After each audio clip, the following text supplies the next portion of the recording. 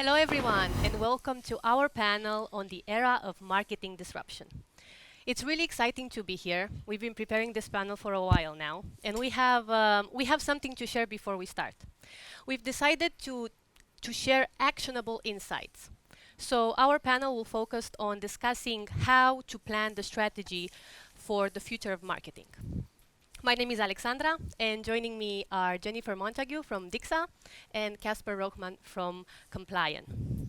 For both of you, the last 6 months have been very interesting because not only did we have a pandemic, but you personally had some very interesting updates. You both had career changes happening in the last 6 months. And I find that very interesting. I want to know more about how you navigated that setup. So I want to deep dive. Let's talk about marketing as an overview.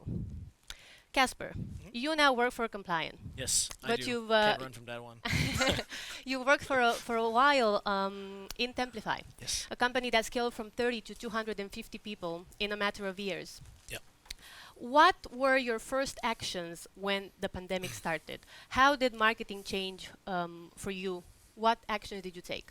So I think the first thing that happened was kind of like an assessment, like just like saying, do we really need to change anything? How does this impact our product? How does this impact our offering? So I realized quickly like that what a lot of people would do, which also happened to be the case, that they would be cutting spend. So the first thing a lot of Mm. marketeers did was cut back on spend, and I think that's exactly the opposite of what you should do under a pandemic. So what we actually did was double down a little bit. We didn't exactly double down in numbers, but we increased our budget on spend. So we actually spent more money during the crisis, especially in March and April, where we realized, okay, this is what we need to do. At the same time, we also adapted our front page. So we realized a lot of people working from home, and I can talk a lot to Templify. And Templify is a tool that works a lot with people having access to assets, and they can do that from home. So we decided to say, okay, let's talk to the people working from home, and then changed our front headline. Beyond that, everything was quite normal in the external marketing. Like we still focused on the same points as we did before. I see. And you said that you increased spending. Yes, That's yes. something that people would have not done, and maybe most of them didn't do. No, What was absolutely. the reasoning behind that? So I can talk about like what I felt then, but I can also see the data now. So like the data showed very clearly that luckily we were right and I was right, which happens sometimes. But the thing is like so what happened was that all the big corporations, the first thing they do is that they kind of panic. So the first thing they do, especially even if they're not impacted, the first thing they do is like, hey, we need to cut down everything we're doing and let's stop marketing. Let's almost also stop sales.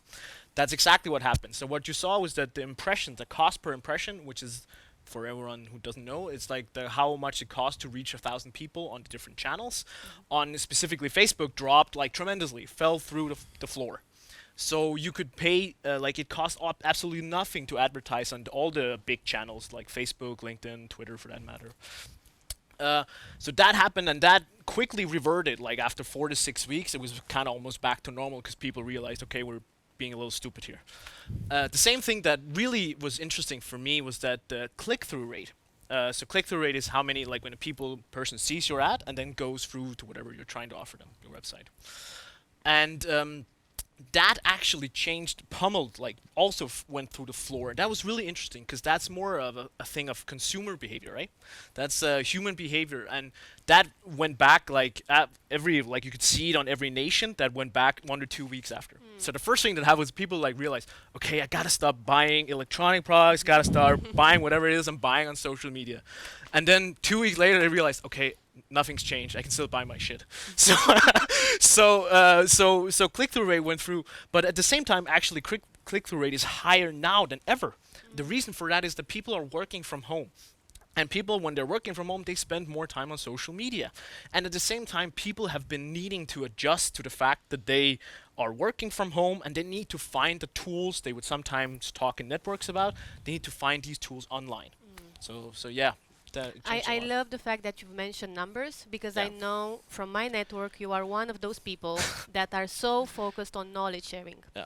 Let me tell you what I experimented last week and worked. Let me tell you what didn't work. Yeah. I really like that fact, and I would come back to how you use that in compliance. But I wanna talk with Jennifer now, and I wanna understand a bit about the setup at Dixa. What did you do first? You had quite of a dramatic setup at Dixa at the time because it was obviously worrying for everybody, right, around the world. What did you do when the pandemic started? Well, I think to put things into context, we actually had our B round funding in February. So we had $36 million, which is obviously fantastic. And so we were on hypergrowth mode and hiring and trying all kinds of new things. We were creating super interesting content, webinars, events, and then Corona happened. And we had been operating in this sort of best case scenario funnel of high audiences, nurturing them with lots of different content. Once they get to a certain level, they MQL and you reach out from sales. And our sales cycle was about 3 to 6 months. When Corona happened, my marketing team went from 7 to 3, which is a very dramatic drop. And so suddenly we don't have the resources to make all this content. We don't have the time that we used to have to nurture sales. And so what we had to do is we had to change our entire strategy. And so we had 3 questions we had to ask ourselves. Who needs our platform right now? Not in 6 months, not in 8 months. Who needs it right now? Where are they? And how can we reach them? And in order to find out who needs our platform, we obviously narrowed down our ICPs. We did ABM targeting, so we moved away from upper funnel activities for the time being. We did increase budget on those high intent channels, Winning. but we pulled away from the upper funnel activity. We thought, what kind of industries are going to have high demand? Dixa is a customer support platform, so who's going to have a lot of customer support needs right about now? Food delivery services, gaming companies, e-commerce are going to really need our services. So that's who we're gonna look at. In terms of how do we reach them, it was again looking at these high intent channels, Google Ads, review sites, who's looking at our pricing page, who is ready to buy now. And then the messaging, how do we get to them? We needed to tell people right away, this is the value you're going to get. We didn't have time to nurture. They're not interested in being nurtured. What am I going to get from this? So we went with fast, efficient, effective, which is be onboarded in a day, be more efficient for your teams because a lot of teams were leaner than they were before, and more effective, increase customer loyalty. That's what everyone wants right now. So that was the kind of strategy we had at Dixa, to go very narrow but very to the point. This is the value you get right away. I really like the fact that you've mentioned messaging, because something that we've all noticed is the fact that when pandemic started, we needed some sort of support, no matter where it come from. So out of a sudden, all the brands wanted to tell us how much they care about us, that they are there for us, no matter that it is a car company or an electronics company. And my aim with this setup is I want to understand what key takeaway should we give to our listeners if they don't have the budget or if they don't have the means to share something like other big companies. What should they focus on so that they get out of the noise, that they continue to be genuine? Well, I think you're absolutely right. I mean, Ryanair was on my side, but not when I had to pay $80 to check my bag. So, I think that it's very cliche now. We're in this together. We care about you. Again, maybe they do, but that's noise. Everyone's doing that. What are you going to give me? I don't have as much time as I had before. Maybe, people are doing extra people's jobs. People are stretched already to capacity. They don't have that extra time. What is the value you're going to give me, and how much of my time and my resources am I going to have to dedicate to this? I think is the important thing to get in the message, rather than the we care about you and we're here for you and all of that. Get straight to the point. Yeah. What do you think, Casper? I totally agree. I love everything Jennifer just said, because that's why we're good friends, I guess. This is spot on. One thing I would like to note is that I think people should definitely just double down on what's been working in the past. Fundamentally, as Jennifer also said, I shared a video on LinkedIn at some point where all the big corporations, you could kind of we lapsed the video together, where it's the messaging was completely the same. The wording was a little bit different, but it was exactly the same. We're here for you in times of crisis, yada, yada, yada. What you need to do is change your product offerings. You need to go and say okay, we're in a time of crisis. How does that affect our pricing model? Does our pricing model need to be different and to take into consideration? Do we need to increase the the payback? For instance, saying to people, instead of you have to pay in 30 days, you can pay in 90 days or whatever. A lot of companies did that, and a lot of those companies did really, really well. So I think from a product perspective and like a marketing perspective, like keep doing what you're doing. If you have any some sort of impact, like if your product talks to Corona, talks to COVID-19 in any way, well then use that. But don't overdo it. Don't talk about the fluffy things that people really don't care about. You are usually a person that goes straight to the point when it comes to patterns seen in different industries. And I would like to understand, based on all of your analysis, which I know you do because it's part of your role and the way you do business. Can't stop it. Have you seen any patterns in the last few months that have changed compared to what you were used to? You've grown a company, as mentioned in the beginning, from 30 to 250 people. You've been through that very large funnel of acquiring clients and so on. What has changed when it comes to patterns, how people use? Like some things have changed, but I think a lot of things haven't. Like I think that's actually really important. So there's the engagement rates, as I said, they're higher on the social media channels. So we use social media more. I just read recently that Germans go out more, like 40% more than they did in the past. So yes, there's definitely some changes, but other than that, what you're seeing is kind of like you should operate as a normal. Like if your product doesn't talk to the COVID-19, don't take it into consideration. I know it sounds a little bit harsh, but essentially that's where I'm coming from. So, but one thing that has changed is that, like, look at where we're sitting, right? Like everyone and their mother has been doing a webinar. So I personally think which we probably will, maybe we can cover at some point later, but also like we need to, as marketeers, we need to keep reinventing ourselves. And now everyone is doing a webinar. So if everyone is doing a webinar, the novelty of it goes out of the equation. Like everyone is doing a webinar, so while it's still good, it's not going to be as good. It was great before Corona. I did it a lot and it was really powerful, and it still is, don't get me wrong. But what's the next step? I think the next step, personally, is making, let's say you make an exclusive webinar where you send out gifts to people on their home address and say, hey, when you show up for this webinar, remember to drink this bottle of whatever it is I'm trying to brand to you, right? That could be a thing. So you make it exclusive, because webinars don't feel exclusive, right? And they're very easy to opt out of, right? You sign up, you don't turn up, watch the recording later. There's no kind of urgency, be there. Exactly. Yep. So let's talk about the future then. What should we keep in mind when we meet for a marketing strategy planning? When teams meet and they say, okay, this year did not go as we planned for nobody.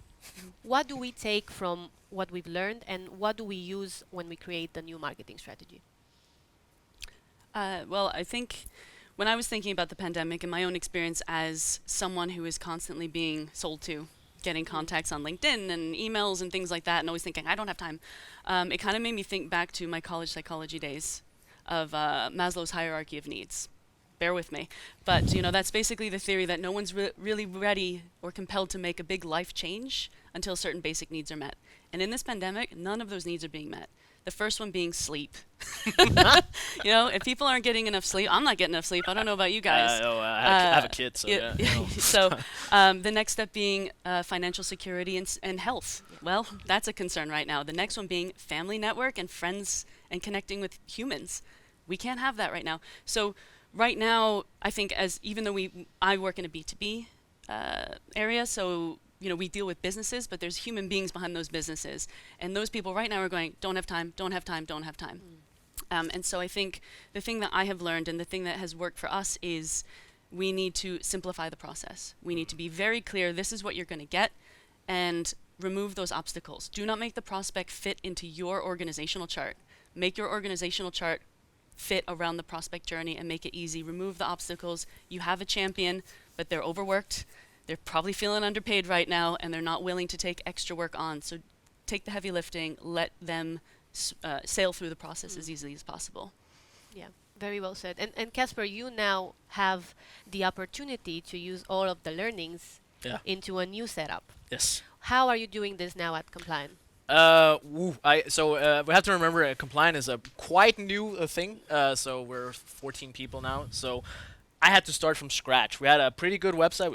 I'd like to say we have a pretty good website, but that's about it. We didn't have any marketing before I started. So the first thing was actually I did exactly what Jennifer told me to do here. So you start from the bottom, right? So you go to the people who are looking to buy your software right now. In this case, we're selling B2B. So that's what I did. So I launched a bunch of Google ads and try to really find the high intent keywords and stuff like that. I think personally, like in the future, what like I'm gonna do in Complyon that's gonna be different is I'm gonna focus on. So we talk a lot about branding, right? Branding is the thing. Everyone wants to do branding, but nobody really knows what to do sometimes. So I think the personal branding is gonna be the next big thing, and it already is. But I think personal branding at scale is gonna be the next thing. What that means is that on Complyon, I'm gonna make each and every one that comes into the organization commit to becoming a personal brand. So if you're working for me, I want you to become a personal brand, because if you're a personal brand, that reflects good on Complyon.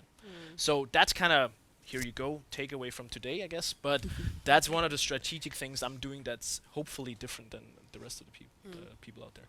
Yeah, personal branding. I feel that in the last, let's say, I don't know, 5 to 10 years, we see that now people working in companies, others follow them because they move to a company just to see what they will, what will they do there. So they follow their path just because they'll build this brand of, I am the growth person. I go there and I just make things happen, right? Yep. So I feel that this is a very insightful takeaway for our listeners. And I would like to take some of the questions actually that we received through Rela. How can you make engaging marketing without overwhelming the target group? I think that's a very good question. I can take that one.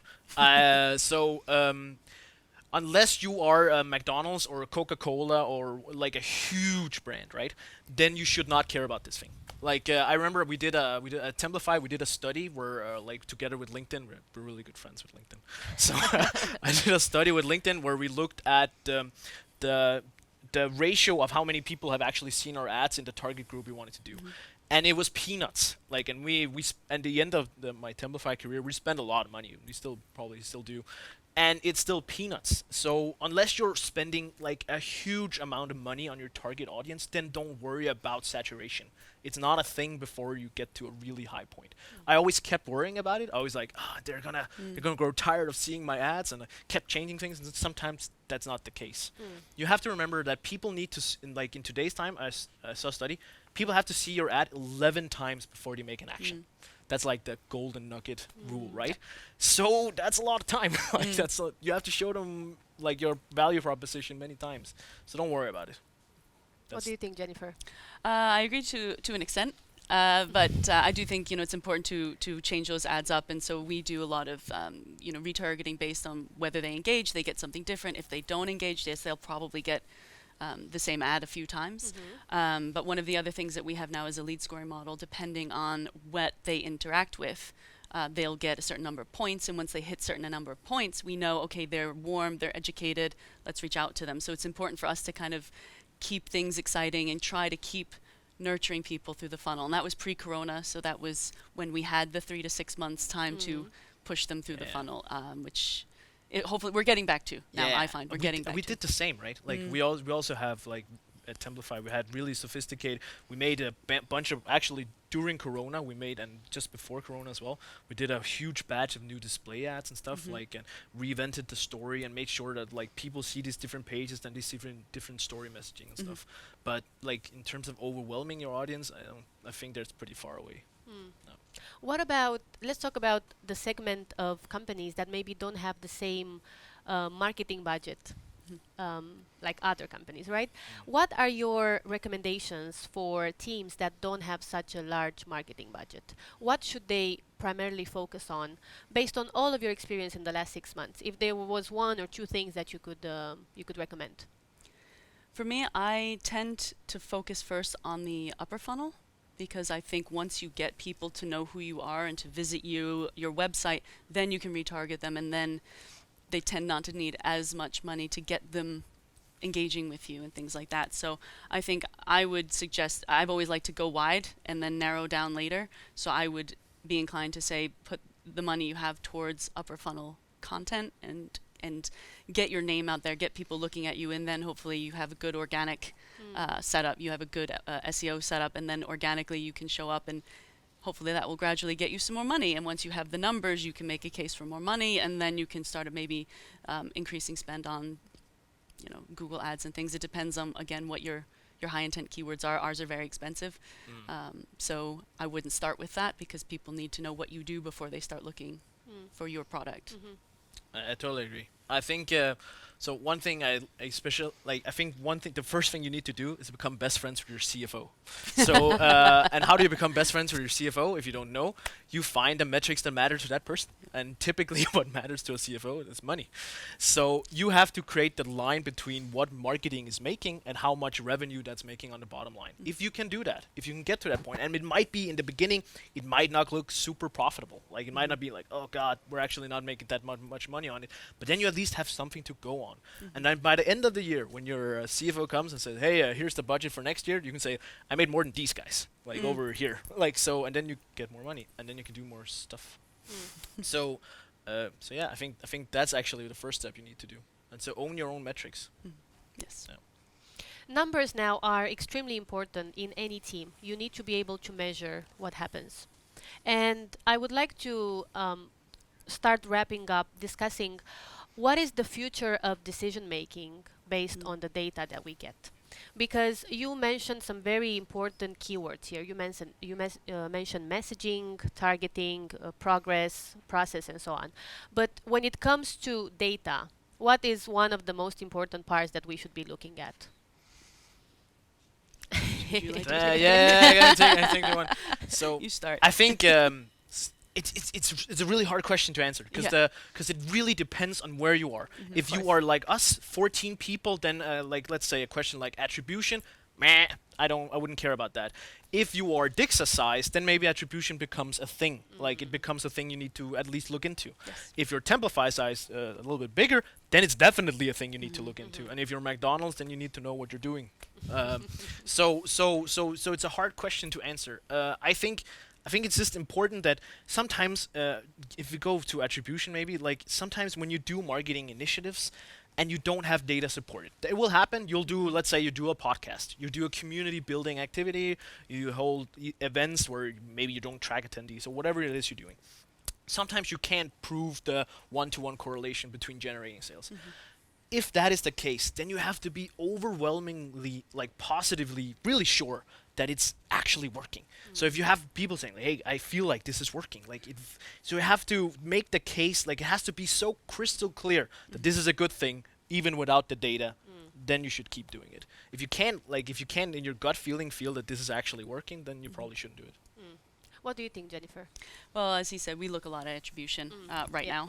We have a lot of different tools and things so we can see the buyer journey from the moment they click on the email to when they sign on the dotted line.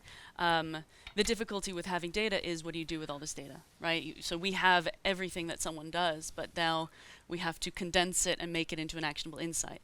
But what I think is really interesting, like for us right now, one of our #1 channels is direct traffic. Yeah. What does that And mean? how do I scale that? You know, how do I? And we have a lot of people coming to Dixa.com, and which is awesome. Visit Dixa.com. But how do I track that? Where do I know where they come from? So I think that's I saw a lot of people nodding here in the studio. I think that's a common problem. And yeah, I don't know the answer. If you know. A funny story. I once had at Templify. We once had. I'm not going to mention names. We had some consultants that told us to try and increase direct traffic. Can we spend more money on that channel? And that's when you realize that they don't know what they're talking about. So we got the wrong consultants. Yeah. So yeah. Somebody asked us, and I want to wrap up with this question: what is the future of digital marketing? Now, I know this is the question, but I would like to get one key takeaway from each of you. What do you think about the future of digital marketing? I think the future of digital marketing is got to be more authentic. People can see through the bullshit. Pardon my language. Sorry, Mom, I know you're watching. But people can see through it, and so you need to be value-based, quick to the point. You have 0.8 of a second before someone does this. What are you going to get through to them? And then also on the other side of that, make that easy. Remove obstacles for that journey. Help that champion who's willing to take on this work make their lives as easy as possible, and be a partner. Don't just sell something and walk away. People need help. We need to support each other.